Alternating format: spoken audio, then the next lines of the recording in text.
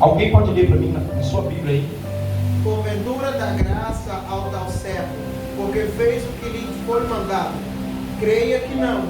Assim também vós, quando fizerdes tudo o que vos mandado, dizei: somos servos inúteis, porque fizemos somente o que devíamos fazer. Jesus está dizendo assim: vocês estão achando graça de ser um servo que faz tudo que é mandado? Quer dizer, eu disse que o servo tem como característica obedecer em tudo, fazer tudo que é mandado. Mas além disso, o verdadeiro servo, ele não pode ser inútil. E Jesus ensinou que aquele servo que faz tudo que é mandado e acha que está bom demais, ele deve ser considerado inútil. Por quê? Porque entendemos o quê? Que o verdadeiro servo, ele faz o que é mandado e faz além. Tem gente que é obediente, é um bom servo, entre aspas. Mas esse irmão abençoa, tudo que pede ele faz, mas ele só faz o que pede. O negócio caiu aqui, ninguém pediu, ele não pega. A irmã, como é que é seu nome, irmã? Joel. A irmã Joel foi escalada para limpar a igreja. A irmã Joel não limpou, então a outra irmã é uma boa serva. Se escalar, ela limpa, mas não escalou ela viu a igreja sua, mas ela também não limpa. É a irmã Joel que vai limpar. Eu não sou o diácono é o irmão. Aí caiu uma coisa no chão, é o diácono que limpa. O diácono não limpou e o pastor não me pôs como diácono, não mandou, então também não limpa. Fica aí. Esse servo é bom? Não. Você chega na sua empresa, seu patrão chega e fala assim: ó, você vai chegar às 7 horas, sair às 3, seu serviço é fazer isso e isso aqui. Você faz todo dia aquilo ali. Ó, sou bom servo que eu faço todo dia. O seu patrão não vai te achar bom. Pastor, mas eu faço tudo certinho, chega no horário. Não, ele vai falar: você chega no horário, faz certinho, tudo que é mandar, entendeu o que eu pedi e fez, mas você ganha para isso, eu te pago, não é de graça. Você não é bom não. Bom é se você fizer o que eu te pago para fazer e fazer a mais. Ó, patrão, só mandou tomar conta disso aqui, mas eu resolvi dar uma limpada nisso aqui, que eu vi que estava sujo. O patrão vai começar a te olhar: esse cara tem visão da coisa. Eu só pago ele para tomar conta aqui, mas ele viu o armário lá sujo e limpou. O cara pode ser um gerente. Esse cara vai tomar conta da área, porque ele consegue olhar a área dele e a área do outro. Esse cara é bom. Mesma coisa é a igreja. Tem gente que acha que é bom porque faz tudo que manda. Fazer tudo que manda é como uma obrigação. Jesus está dizendo: o bom servo faz o que manda, mas vai além. Está entendendo? Faz o que manda, mas vai além, porque senão ele é considerado inútil. Você está entendendo, irmão? Se quer ser um obreiro aprovado, seja um verdadeiro servo. E característica de um verdadeiro servo: ir além do que é mandado. Está entendendo? Mandou visitar uma irmã. Ó, visita a irmã fulana que está sumida. No caminho, você encontrou uma outra irmã que está com problema, ou encontrou uma pessoa que está distanciada dos caminhos do Senhor, e você pode chegar lá: ah, vou não, porque o pastor só mandou visitar fulano. Eu sou bom servo. Não, você não é bom servo. Entendeu? Adianta.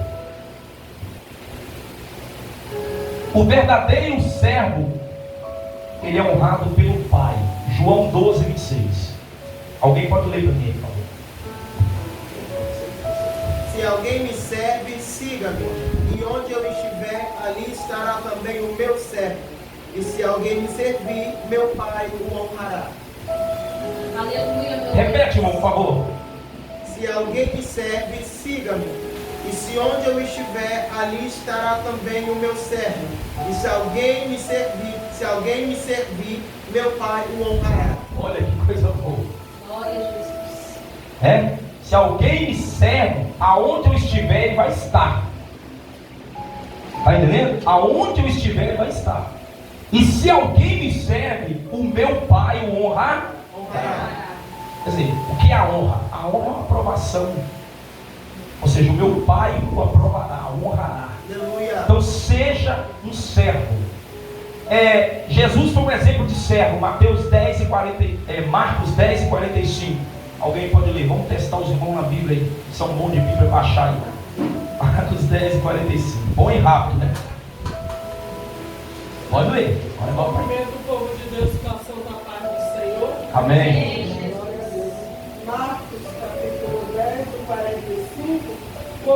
Filho do Homem também não veio para ser servido, mas para servir e dar a sua vida em resgate de muitos. Aleluia. Jesus foi um exemplo de servo. Hoje, quando a gente vai explicar hoje, para muita gente, eu quero ser obreiro, eu quero ter uma chamada. Quer mesmo? A gente começa, olha, você começa como cooperador, diácono, e esses cargos aí são servos.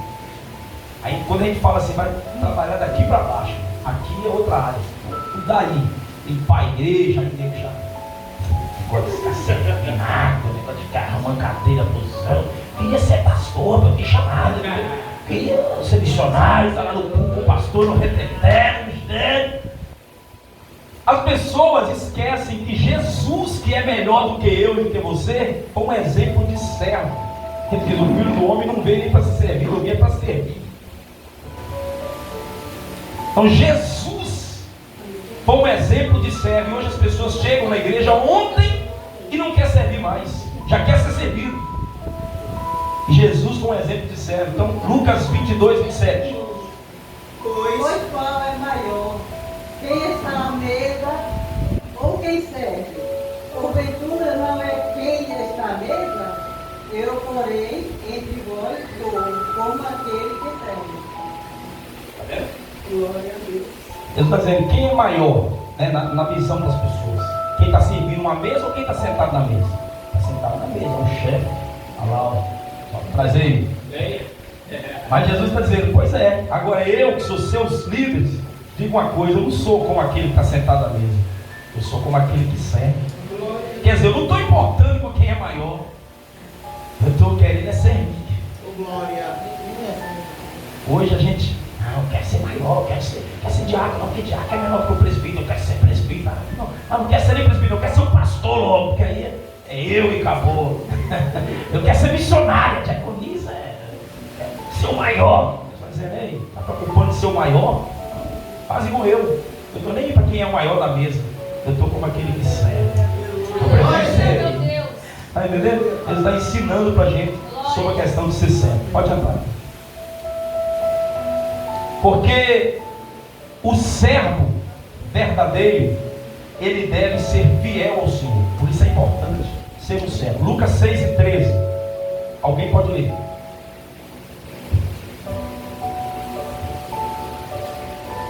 Vamos, algumas referências não está aqui porque a gente acabou de última hora atrasando e acabou não dando para colocar tudo certinho. O pastor já está encaixadinho lá, mas a gente fez na correria, mas tá bom, só para dar um adianto aqui para os irmãos. Pode ler. E enquanto amanheceu, chamou a si os seus discípulos e escolheu 12 dentre deles, as quais deu também o nome de apóstolos. Sim. 1 Coríntios 4, versículo 1 e 2.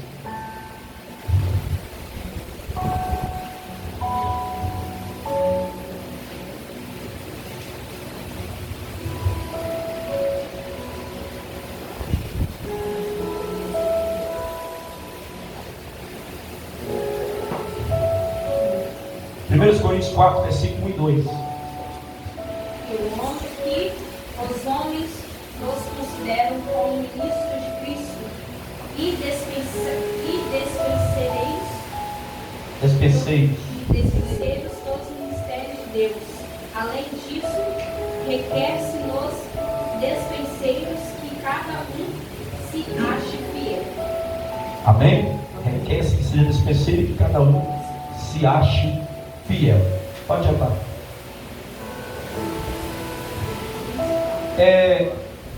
Quarta característica de alguém para ser aprovado pelo Senhor. João 15, versículo 16. Produzir frutos. Não adianta ser árvore, tem que dar fruto. Qual a importância de uma árvore frutífera? Ser árvore ou produzir frutos? O que você vai procurar num pé de manga? As folhas ou a manga? As galhas ou a manga? Num pé de goiaba, os galhos ou a goiaba? Num pé de laranja? Então os frutos é que importam. João 15, 16. Alguém lê para mim? não me escolheste vós a mim, mas eu vos escolhi a vós, e vos nomeei para que vades e deis frutos, e o vosso fruto permaneça, a fim de que tudo quanto em meu nome pedides ao Pai, Ele vos conceda. Aleluia, meu Deus. Jesus está dizendo assim: não foste vós que escolheste a mim, eu vos escolhi a vós. E para que nos escolheu? Ele explica. Para quê? Tem um fim, tem um objetivo. Ah, escolheu, mas para quê? Para que vás e deis fruto. Então, está imbuído, está incluído, né, na sua escolha, ou seja, no pacote da sua escolha, o fato de dar fruto. Olha, eu te escolhi, hein? Ah, tá bom, senhor, eu estou aí. Não, peraí, deixa eu explicar. Mas para que você faça, eu já estou aí. Não, peraí, e tem que dar fruto. Está inserido ali. Você precisa entender isso. Se a gente não dá fruto, a gente está devendo. Amém, irmãos? Amém. A gente precisa dar frutos. Agora eu vou trazer uma referência aqui sobre a figueira. Marcos 11, versículo 12 a 14. No dia seguinte, quando saiu de Betânia, teve fome, e vendo de longe uma figueira com folha, foi ver se nela, porventura, acharia alguma coisa. Aproximando-se dela, agachou, se não folha, porque não era tipo de figo. Então disse Jesus: nunca jamais comais alguém fruto de ti. E seus discípulos ouviram isso. Olha só, eu acho que todos nós,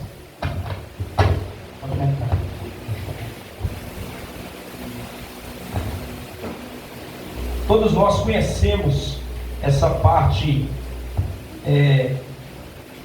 da figueira, né? Jesus, ele encontra uma figueira, ele avista uma figueira, e vindo ela de longe, ela estava com folhas, e ele então aproximou para ver se encontraria frutos nela. Quando chegou, não tinha frutos. Jesus amaldiçoou aquela figueira e disse: nunca mais ninguém vai ter fruto de ti. Aí alguns vão poder dizer: mas parece uma ignorância, só porque ela não tinha frutos. Mas quando a gente vai analisar as coisas, a gente vai pegar aquilo como uma lição de vida. A figueira, ela não é como as demais árvores frutíferas. Geralmente as demais árvores, elas produzem primeiro folhas, assim, o pé de goiaba, o pé de manga, dá aquelas florzinhas e depois vem o fruto. A figueira não, a figueira ela dá o fruto e depois as folhas. Então, quando Jesus avista uma figueira com folhas, subentende que ela teria que ter frutos. Só que aquela figueira que estava mostrando as suas folhagens, ela não tinha frutos. Ou seja, ela mostrava uma beleza, mas ela não tinha conteúdo. Então isso para nós é uma lição de que antes da gente querer ser visto, a gente tem que produzir o conteúdo. Ou seja, antes da honra, da aprovação, a gente tem que ter o que oferecer. Tem gente que questiona tanto o fato da honra, da aprovação, mas esquecem de produzir o fruto, esquece do fruto. Ah, porque Deus falou que eu seria, e cadê, onde está demorando. Mas poucas pessoas estão preocupadas com o trabalho, com o que está produzindo, com aquilo que você trouxe para o reino de Deus, antes de você querer a honra. Então Jesus, ele dá aquilo como uma lição para nós. É interessante para a gente ser aprovado, a gente produzir frutos. Eu conheço pessoas da nossa geração hoje,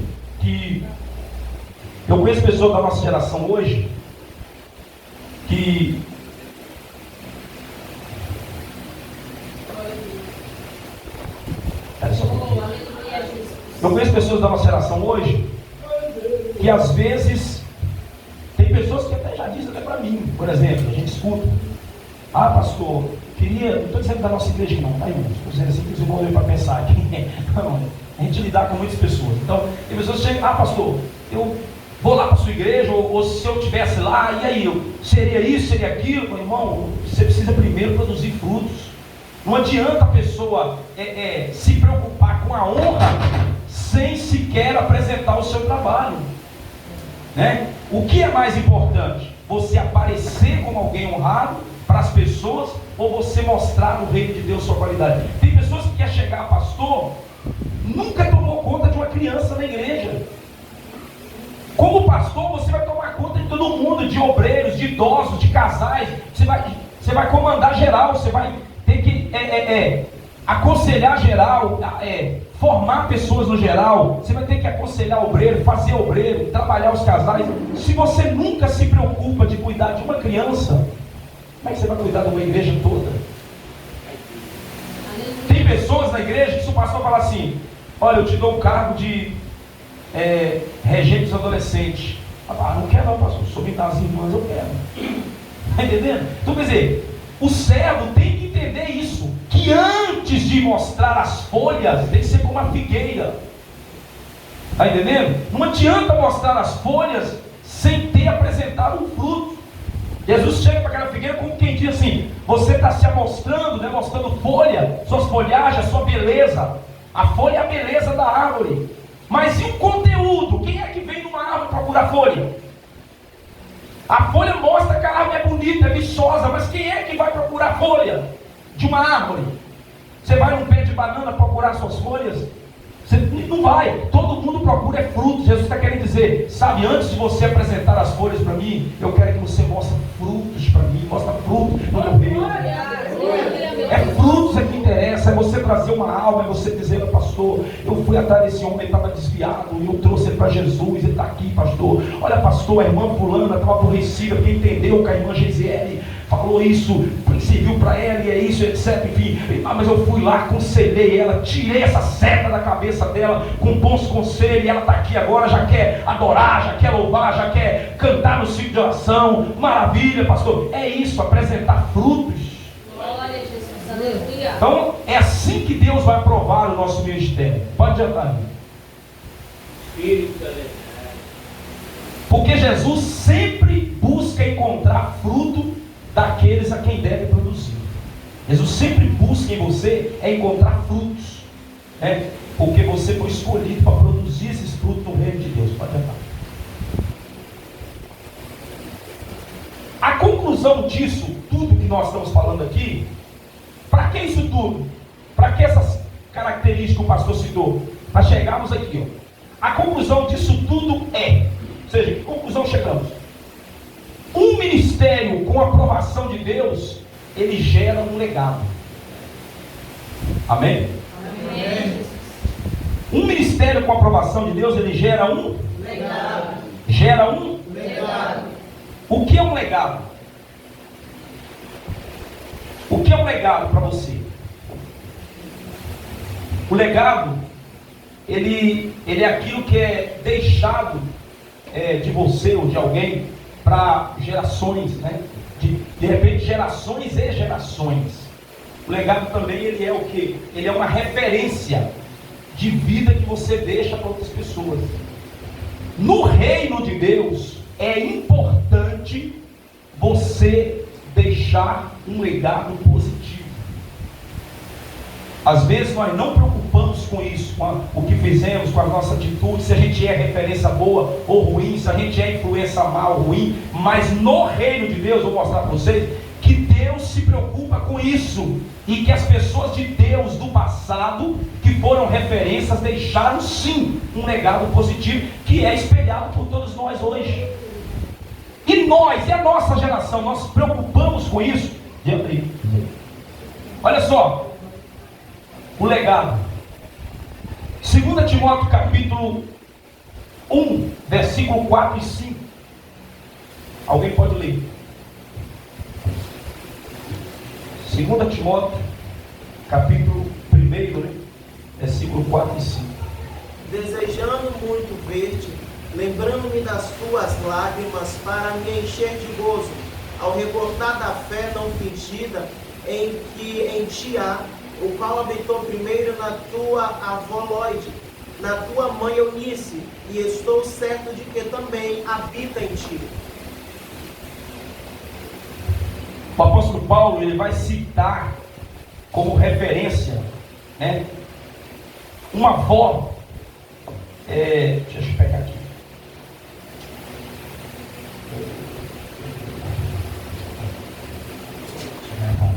Vamos lá, 2 Timóteo, capítulo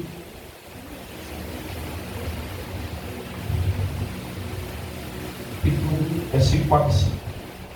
Desejando muito ver, lembrando-me das suas lágrimas, para encher de gozo, trazendo à memória a fé não fingida que em ti há, e o qual habitou primeiro na tua avó Loide e na tua mãe Eunice. Estou certo de que também habitará em ti. Aleluia. Então, o apóstolo Paulo, ele escreve essa carta a Timóteo, fazendo menção, trazendo a lembrança de algo que ele viu, ou que ele espelhou, ou que ele tornou conhecimento da sua avó, ou seja, alguma coisa que veio dessa geração, ou seja, um legado deixado de exemplo de vida para a vida de Timóteo. E Paulo cita naquele momento essa característica importante. Então o legado é muito importante. Tudo que a gente fizermos na obra de Deus, lembrarmos que nós estamos deixando um legado para o que vier depois de nós. Vamos adiantar aqui, que você não vai entender melhor. Tá. Então vamos continuar aqui. Olha só. Salmo 145, versículo 5. Alguém lembra, por favor? Salmo 145, versículo 5.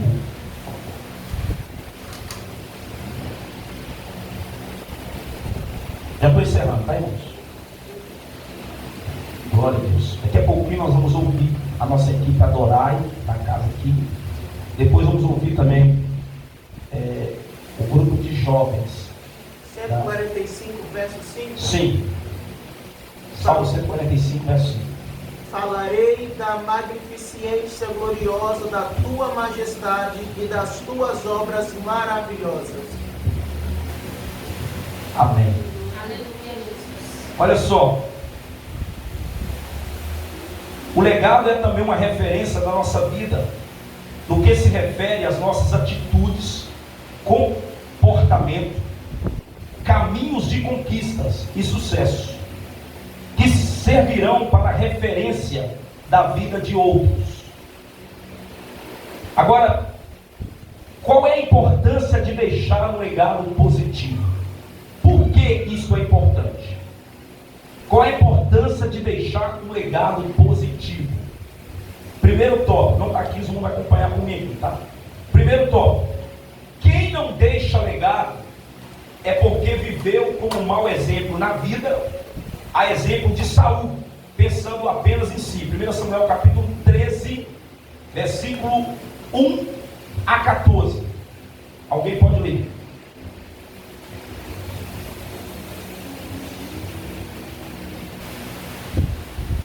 1 Samuel 13, versículo 1 a 14. Um ano tinha estado Saul em seu reinado, e o segundo ano reinou sobre Israel.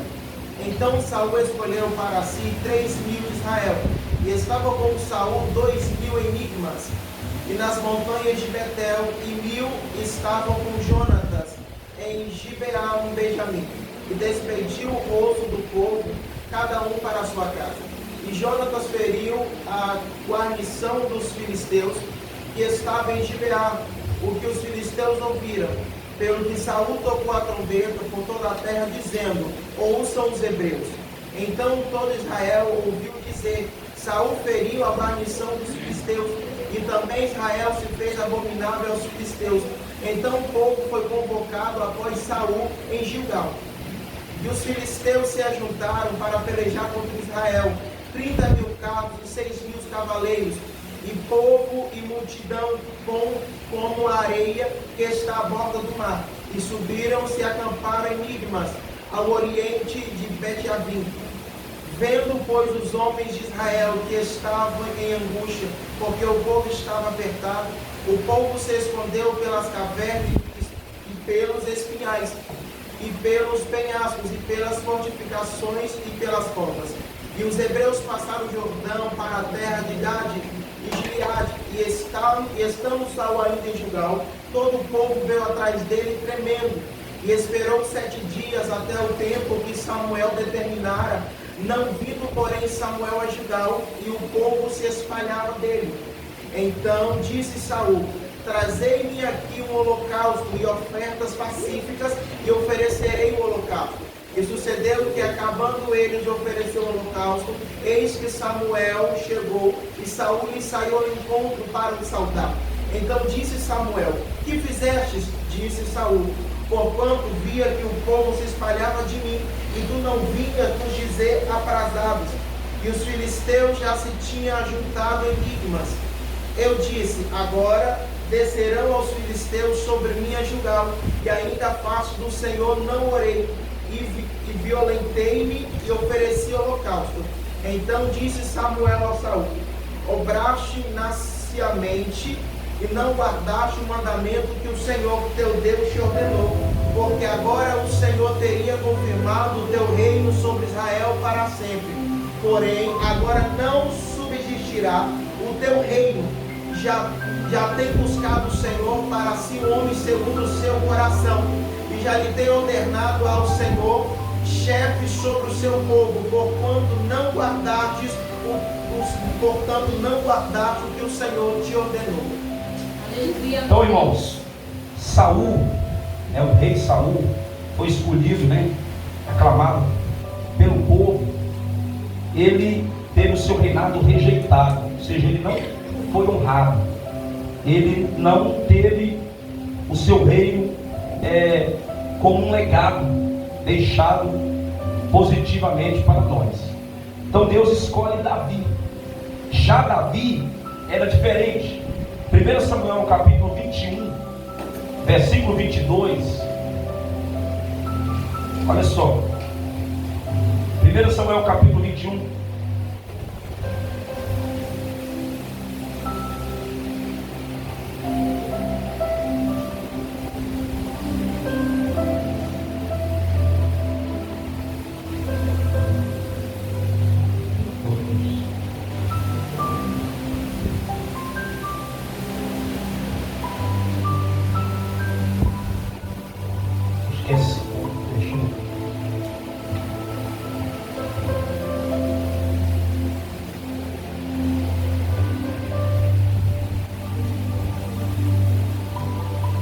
É 2 Samuel, coloquei a referência errada aqui. 2 Samuel 21, versículo 22, diz assim: 2 Samuel 21, versículo 22. Estes quatro nasceram ao gigante em Gate, e caíram pela mão de Davi e pela mão de seus servos. Então, ou seja, pela mão de Davi e pela mão de seus servos. Então significa que Davi, ele deixa legado, ele produz servos, ele deixa para os seus servos algo, o seu exemplo de vida, ou seja, até os seus servos também estavam com ele, vencendo gigantes. Quando nós temos um legado positivo a deixar, a gente faz o que Jesus pediu que nós fizéssemos: fazer discípulos. Fazer como Moisés, que ministrou do seu espírito sobre os 70 anciões, e a Bíblia diz que Deus encheu todos aqueles homens e eles profetizaram. Então, quando nós temos um legado positivo, a gente consegue passar isso aos os que virão depois de nós, ou aqueles que estão sendo, estão aprendendo com a gente, estão crescendo com a gente. Então é importante, porque o seu exemplo de vida, ele vai servir para aquele que está chegando do seu lado, para aquele que está conhecendo Jesus através de você, para os seus subordinados. Se você é líder de um grupo, o seu exemplo de vida vai estar passando. Isso é um legado positivo. Se você não se preocupa com isso, o que você vai deixar por aqueles que têm você como espelho de vida? Você vai deixar um legado positivo? Você tem uma história de fé? A gente, eu creio, pastor Rogério, vocês estão chegando recentemente, às vezes ouve muitas vezes a gente falar assim: olha, eu tive uma experiência com pessoas assim e tal, aconteceu isso. Tem vezes que as pessoas ficam: olha, tantas coisas aconteceram, são exemplos maravilhosos.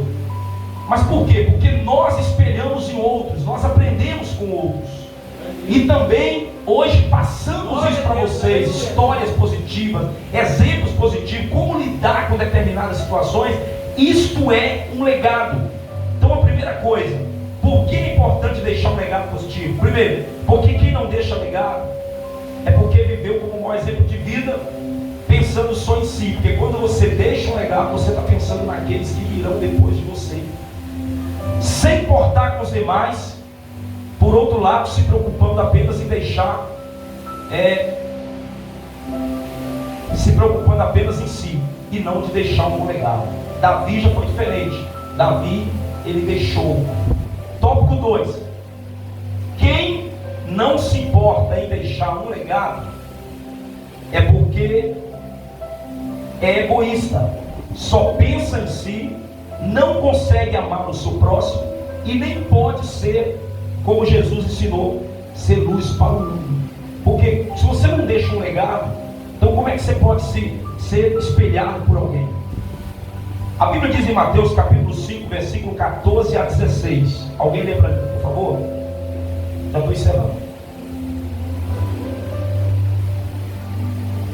Mateus capítulo 5, versículo 14 a 16.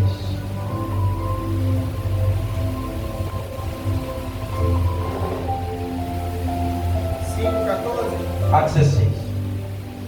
Vós sois a luz do mundo. Não se pode esconder uma cidade edificada sobre um monte.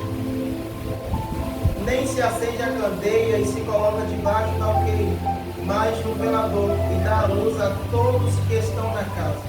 Assim resplandeça a vossa luz diante dos homens, para que vejam as vossas boas obras e glorifiquem ao vosso Pai que estais nos céus.